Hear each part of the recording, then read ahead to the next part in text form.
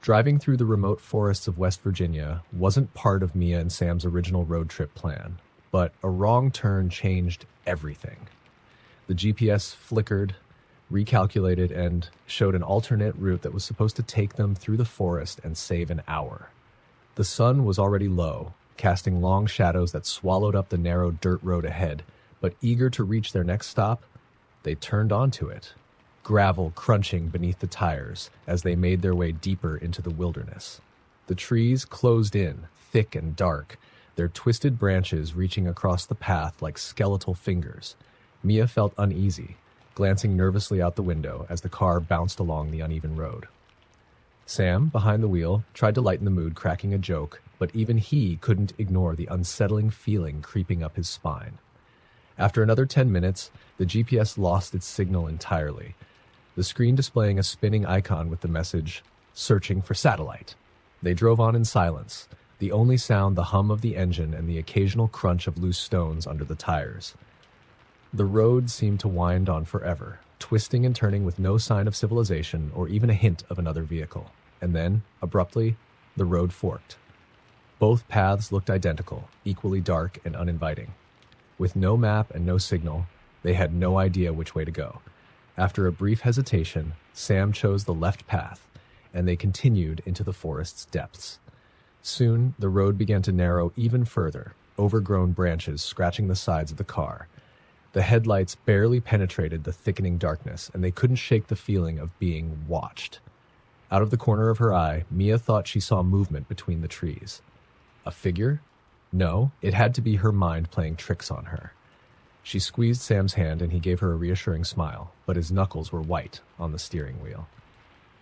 After a few more tense minutes, the headlights caught something on the road ahead, a dilapidated wooden sign with faded letters barely legible in the dim light. "Welcome to White Pines." The name didn't ring any bells, and the sign looked as though it hadn't been touched in years. Behind it, an old stone wall ran alongside the road, disappearing into the trees on either side. Mia shuddered, feeling an overwhelming urge to turn back, but they couldn't, not without risking getting completely lost in the forest. As they continued, they saw abandoned houses on either side of the road, half hidden by overgrown weeds and shadows. Each one looked as though it had been left in a hurry, with doors ajar and broken windows staring out like empty eye sockets. The deeper they went, the more oppressive the air became. It felt thick, charged with an almost tangible sense of dread, as though something had gone horribly wrong here long ago. Then, just as Sam considered turning the car around, the headlights revealed a figure standing in the middle of the road. A woman, dressed in ragged clothes, her face obscured by long, matted hair. Sam slammed on the brakes, and they skidded to a halt inches away from her. The woman didn't flinch. She simply stood there, head tilted, staring at them through the windshield with eyes that seemed too hollow, too empty. Mia's heart pounded as she whispered, "Sam, we need to get out of here." But before he could shift the car into reverse, a dozen more figures appeared from the shadows, emerging from the trees and lining the road behind them, blocking any chance of retreat. Men, women, and children, all wearing the same vacant expressions, as if they were caught somewhere between life and death. The silent crowd moved slowly, circling the car, their eyes reflecting the headlights in an unnatural way that sent chills down Mia's spine.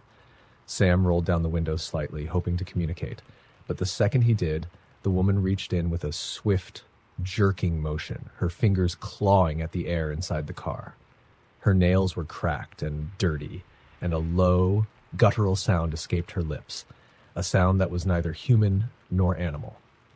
Sam yanked the window back up, but the woman's face remained pressed against the glass, her breath fogging up the window, her hollow eyes boring into Mia. Desperation took over.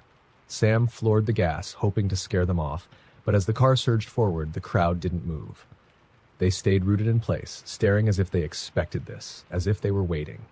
The woman in the road reached out one last time as the car passed, her fingers brushing against the side mirror with a sickening scrape. For what felt like an eternity, they drove in silence, glancing in the rearview mirror to see if they were being followed, but the road remained empty. Only when they were certain they'd left White Pines behind did they allow themselves to breathe. Mia took out her phone, hoping the signal would return, but it remained dead. Then the road opened into a small clearing. Sam pulled over, his hands shaking as he took a deep breath, trying to steady himself. But just as they relaxed, they noticed something horrifying, an old, rotting sign by the side of the road. The faded letters read, "Welcome to White Pines." They hadn't escaped. Somehow they'd come back to where they started. Panic surged, and Sam turned the car around, frantically retracing their path, but the forest closed in tighter route, the road twisting in impossible ways, leading them back to the same clearing over and over. Each time, more figures appeared on the road, closer and closer, their faces distorted by something ancient, something evil that lingered in this cursed place. Hours later, exhausted and desperate, Mia looked out the window one last time, and what she saw made her blood run cold.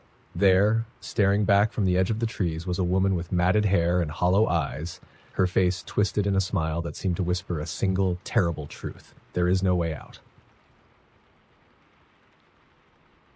The night was already inky black when David and Rachel realized they'd gone off track.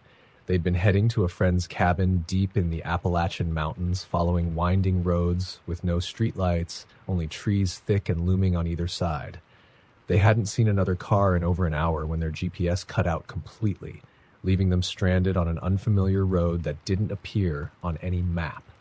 An anxious silence settled between them. They had no choice but to keep driving, hoping the road would eventually lead them somewhere recognizable. After what felt like forever, a strange sight broke through the darkness ahead, a lone gas station with a flickering neon sign that read, "Last Stop." Relieved, David pulled over, and they got out to stretch and assess the situation. The station seemed abandoned. No cars, no lights inside, just the constant flicker of the sign casting eerie shadows. Still, it was better than nothing, so they headed inside, hoping to ask for directions. The air was thick with a musty, rotten smell. The shelves were stocked with ancient, dust-covered products, cans with labels peeling away, snack bags that had gone stale years ago. As they moved through the narrow aisles, they felt a creeping sense of being watched, though no one else was around. David approached the counter and found an old bell. He rang it, but there was no answer, only the faint hum of broken fluorescent lights overhead. Rachel tugged on his arm. "David, maybe we should just leave. Something's wrong here." But David shrugged. "It's probably just some old place no one's kept up with. Let's just grab a map or something and go." He leaned over the counter, squinting at a door behind it labeled "Manager." Just then, a figure moved past the door's glass window, a tall, shadowy silhouette. David knocked hesitantly, and the door creaked open a few inches, just enough for them to see inside. An older man with hollow eyes and a grim expression stared back. His voice was low, almost a whisper. "You shouldn't have come here," he said, and his eyes darted to the door. "It's almost time for the others." The words chilled Rachel to the core. "The others? Who are you talking about?" He didn't answer, but instead held out a brittle, yellowed map, pushing it toward them. "Take this, leave, and whatever you do, don't stop again until you're far away from here." David took the map, thanking him nervously, and they turned to leave. But just as they reached the door, it slammed shut with a loud bang. The man was gone, and the lights above them started flickering erratically. They tried the door, but it wouldn't budge. Rachel felt her heart pounding as she looked back at the manager's room, but the door was now tightly shut. Suddenly, the silence of the station was broken by a new sound, a slow, dragging scrape from somewhere deep within the aisles. Rachel's breath hitched. "David, we need to find another way out of here. Now." They moved quickly through the aisles, looking for an exit, but the scraping sound followed them, echoing louder, like something heavy was being pulled across the floor. When they turned to check, they caught a glimpse of a dark shape at the far end of the store, just beyond the flickering light. It seemed human but distorted, crouched low with long, gangly limbs that stretched across the floor. It was crawling, dragging itself slowly toward them. Panic surged through them, and they bolted, skidding around corners, darting between dusty shelves. But no matter which way they turned, they couldn't find an exit. The aisles seemed endless, looping in impossible ways, leading them in circles, trapping them deeper within the labyrinth of the store. David spotted a break room door and yanked it open, pulling Rachel inside and slamming it shut. They leaned against it, trying to catch their breath, but the sound of scratching at the door told them the creature wasn't far behind. Rachel noticed an old metal grate on the floor, half hidden under a mat. It looked just big enough to squeeze through.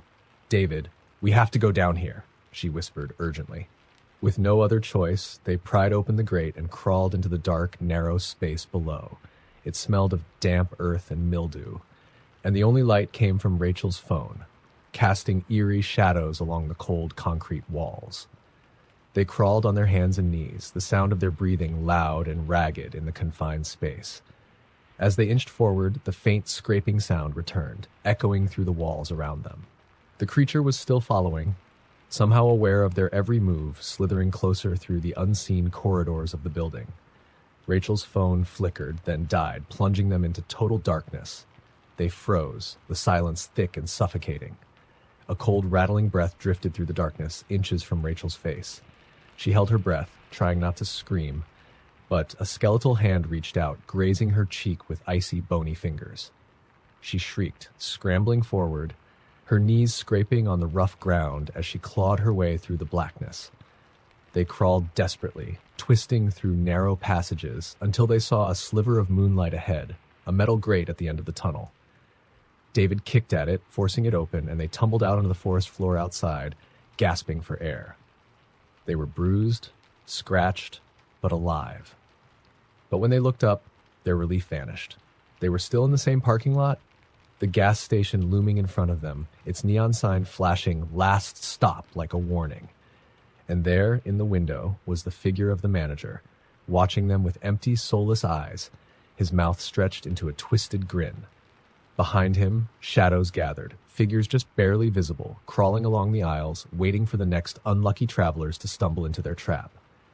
David grabbed Rachel's hand, and they ran for the car, not daring to look back.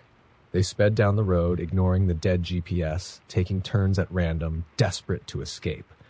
But the headlights kept catching glimpses of the same sign, "Last Stop," no matter how far they drove. The gas station seemed to follow them, waiting around every corner, as though they'd never left its cursed grounds. To this day, no one has ever heard from them again. Jack and Emily were eager for their hiking trip up into the Cascade Mountains. They'd read about a hidden lake, high in the mountains, only accessible by a little-known trail that wound through some of the most beautiful and remote forests in the region. They set out early, watching the sun rise as they began their ascent, their spirits high. Hours passed, and as they trekked deeper into the forest, the trees grew denser, taller, blocking out more and more sunlight. A thick fog began to roll in, swirling around their ankles and giving everything an eerie, dreamlike quality. They paused, looking around, realizing the path was no longer clear. The trail markers had disappeared, and every direction looked identical. Jack took out his map, but the fog had thickened, making it impossible to see more than a few feet in front of them. "I'm sure we're close," Jack said, trying to sound confident. They decided to keep going, hoping the trail would reappear. As they moved forward, the forest seemed to change around them. The trees grew twisted, their bark dark and gnarled, and strange shadows flitted between them, too quick to fully see. The air felt heavier, colder, and the silence became oppressive. Then they found it, a small, dark lake, perfectly still, reflecting the fog in a way that made it look bottomless. Relief flooded them. They'd found the lake, and from here, they could retrace their steps back. They set up a small camp by the water's edge, both feeling uneasy but trying to shake it off as exhaustion.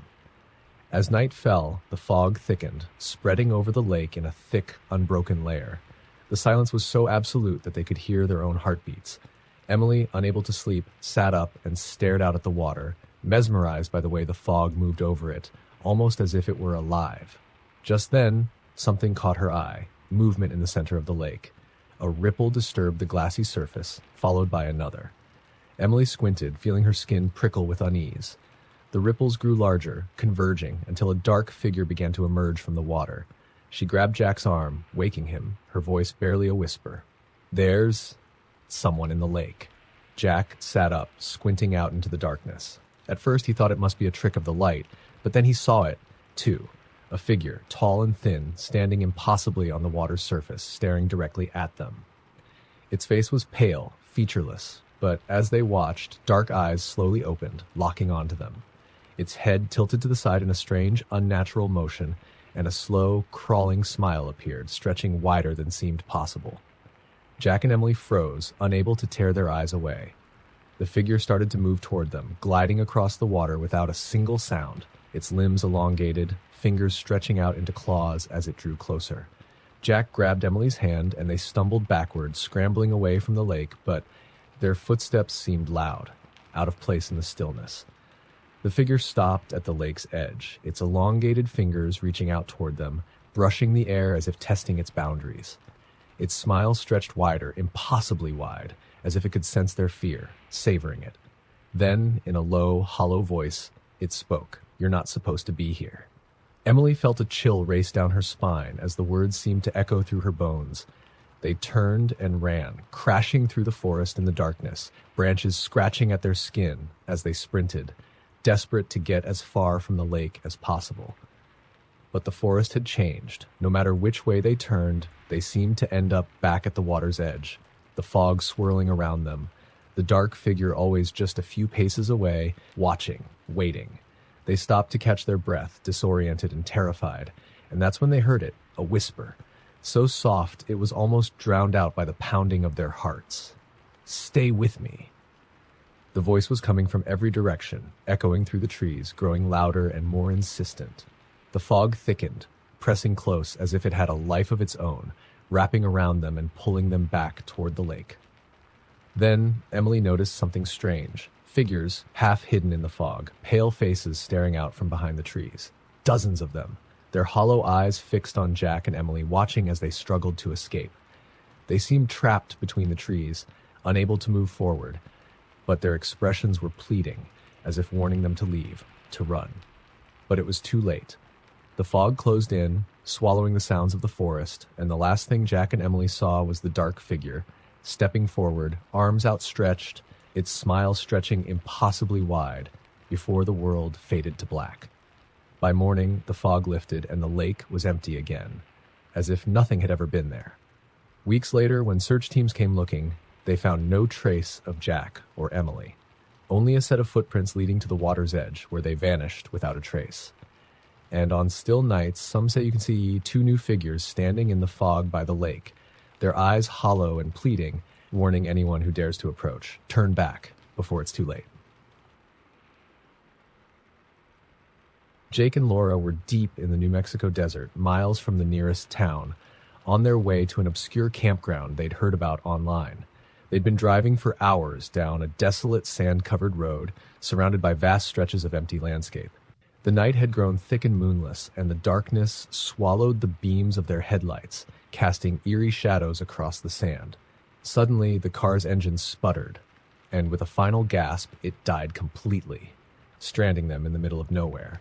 Jake tried to restart it, but the engine refused to turn over. They were left in silence, with only the faint, chilling wind blowing through the cracked desert scrub. "This can't be happening," Laura muttered, glancing nervously out the window. They hadn't seen another car for hours, and there was no cell service this far out. Jake was about to pop the hood when he noticed a faint glow on the horizon, just past a ridge. It was soft, flickering, like a distant fire. "Maybe there's someone over there who can help us," he said, pointing toward the light. Reluctantly, they grabbed their flashlights and began walking toward the glow, leaving the car behind. The air grew colder as they approached the ridge, the silence pressing in around them like a weight. As they crested the hill, they saw the source of the light, a small, abandoned-looking house with a single window glowing dimly from inside. The house was ancient, weathered by time and sand, with walls of cracked adobe and broken shingles hanging from the roof. The glow came from a candle inside, flickering weakly, casting eerie shadows that danced along the peeling walls. They approached cautiously, the creak of the porch under their feet echoing into the emptiness. Jake knocked on the door, but there was no response. He tried the handle, and it creaked open, revealing a dark interior.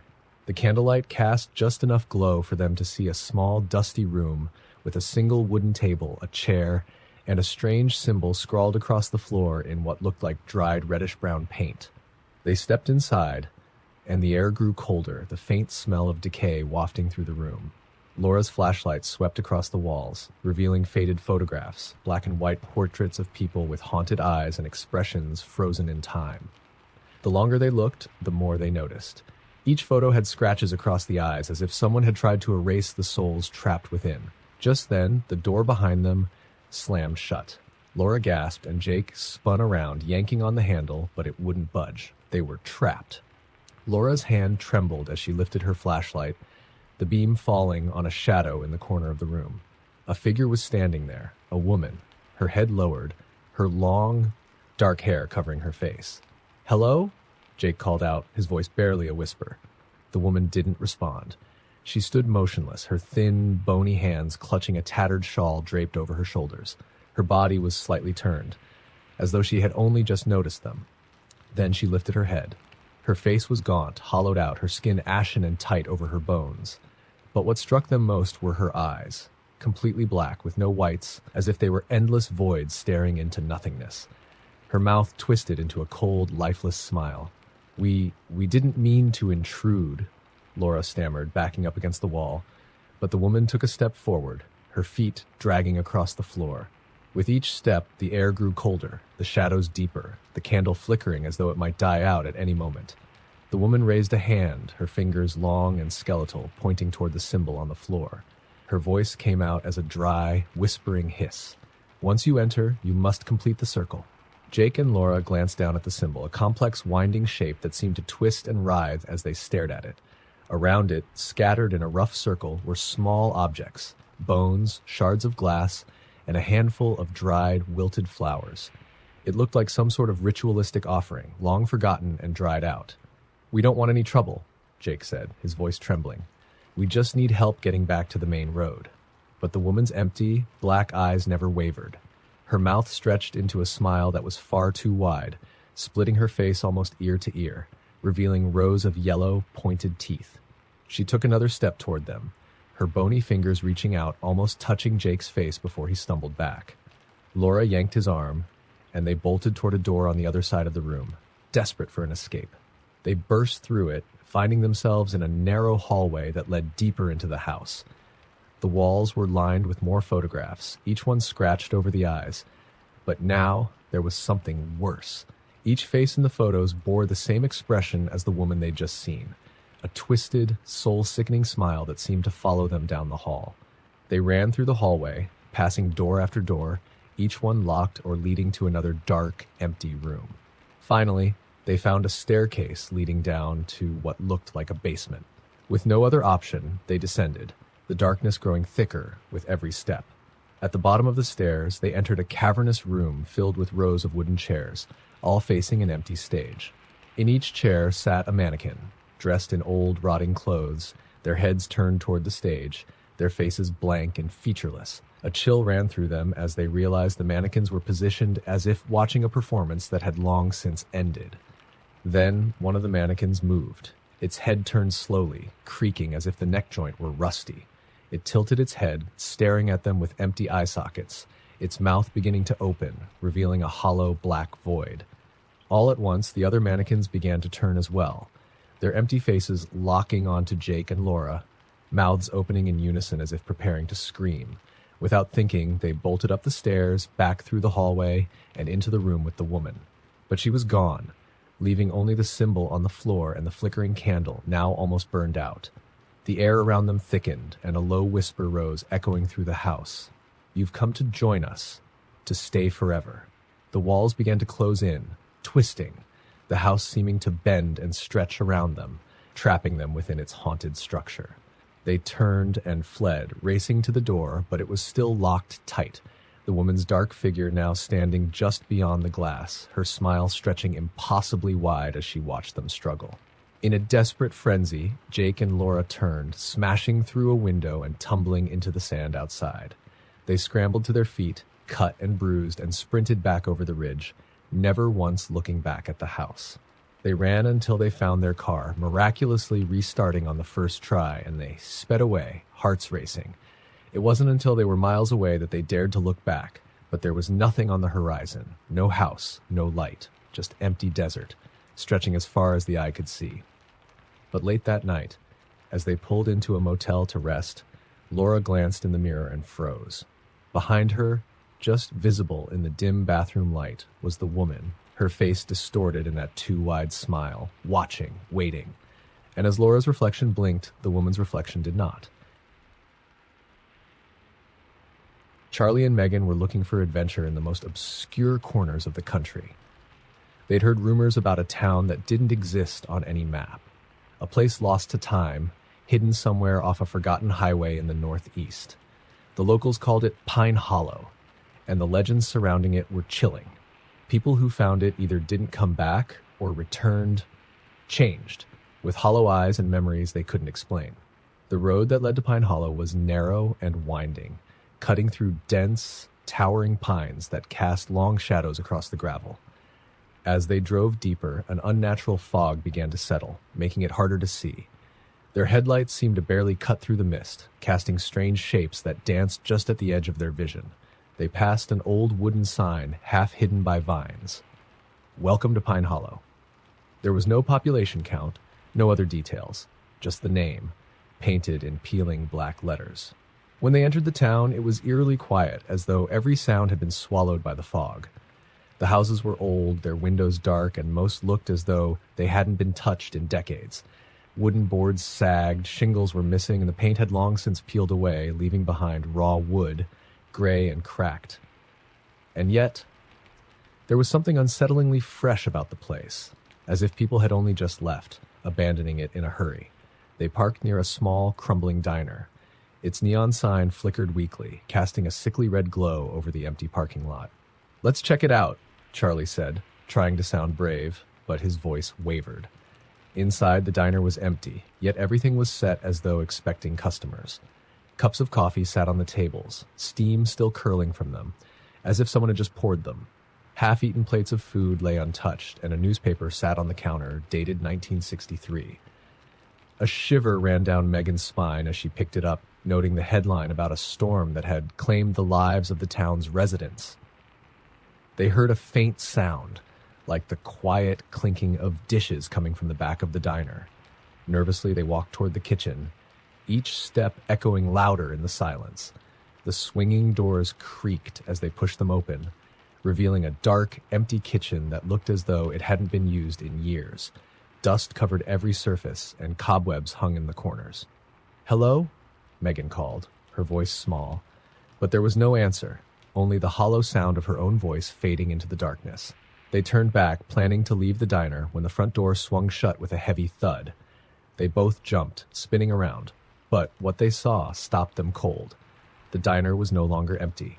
Every seat was filled with people, all staring directly at them. Their clothes were old-fashioned, outdated, men in suits and hats, women in dresses from another era. Their faces were pale, expressionless, eyes dull and empty, like they were barely human. Megan felt her heart race as she clutched Charlie's arm. This can't be real," she whispered, her voice shaking. But the figures remained, their gazes fixed on them, unblinking.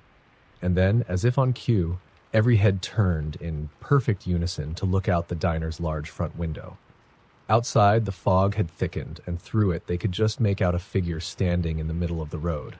The figure was tall, shrouded in a dark coat, its face obscured by shadows. It didn't move, didn't even seem to breathe. But somehow they knew it was watching them, waiting. Panicking, Charlie grabbed Megan's hand, pulling her toward the back door of the diner. But as they turned, the people in the seats began to move. Slowly, stiffly, they rose from their chairs, their heads all tilting to one side in the same unnatural, jerking motion. They blocked the path, closing in, their eyes wide and empty. Megan's breath came in short gasps as she looked around, searching for any way out. That's when she noticed something strange. The people weren't casting any shadows. The light from the flickering neon sign cast long, dark shadows across the diner, but the people, they were empty, as if they weren't really there at all. Charlie yanked open a side door, and they stumbled out into the fog, the cold, damp air filling their lungs. They ran through the empty streets, passing rows of dark, silent houses, each one identical, each window reflecting nothing but darkness. The figure in the coat appeared again ahead of them, standing in the middle of the road. They tried to turn, but every street they took led them right back to it. "It's like the whole town is a trap," Megan whispered. her voice breaking. Just then, they heard voices whispering all around them, soft and barely audible, like the faint echo of a forgotten conversation. They turned, their eyes searching the fog, but saw nothing but empty streets and shadowed houses. The whispers grew louder, merging into a chorus, each voice overlapping, becoming a cacophony of words they couldn't understand. Shadows began to flicker at the edge of their vision, figures half seen moving in the fog, drawing closer with every second. Charlie stumbled, and Megan helped him up, but as they looked around, they realized they were surrounded. Figures emerged from the fog, pale, expressionless, their eyes wide and vacant. The figures seemed to melt out of the walls of the houses, stepping out of doorways, filling the streets, all with that same hollow, empty gaze. One of them stepped forward, reaching out a hand. Its mouth opened, but the words that came out were nothing more than a distorted whisper. "Stay with us." They turned to run, but no matter how fast they went, the fog thickened, slowing them down, pressing against them like a weight. The street stretched endlessly, every turn leading back to the same square with the flickering street lamp and the silent crowd surrounding them. Finally exhausted, they stopped, realizing they were back where they'd started, standing in front of the diner. The crowd closed in, and the figure in the dark coat stepped forward, its face still hidden in shadows. Slowly, it raised its hand, and the crowd grew silent, their faces turning to the figure as if waiting for instructions. The figure spoke, its voice low and hollow. "Welcome to Pine Hollow, where no one leaves." And as it reached out, everything went black. When the police finally found their car, abandoned on the side of the road, there was no sign of Charlie or Megan, only the faint smell of smoke and decay hanging in the air. And if you drive down that forgotten road today, some say you can still see shadows moving in the fog and hear soft whispers on the wind. But beware, if you see Pine Hollow, you may find that you never leave, becoming part of the town's ghostly residents, your voice joining the endless whispers that echo through the streets, calling out to those who dare to venture too close.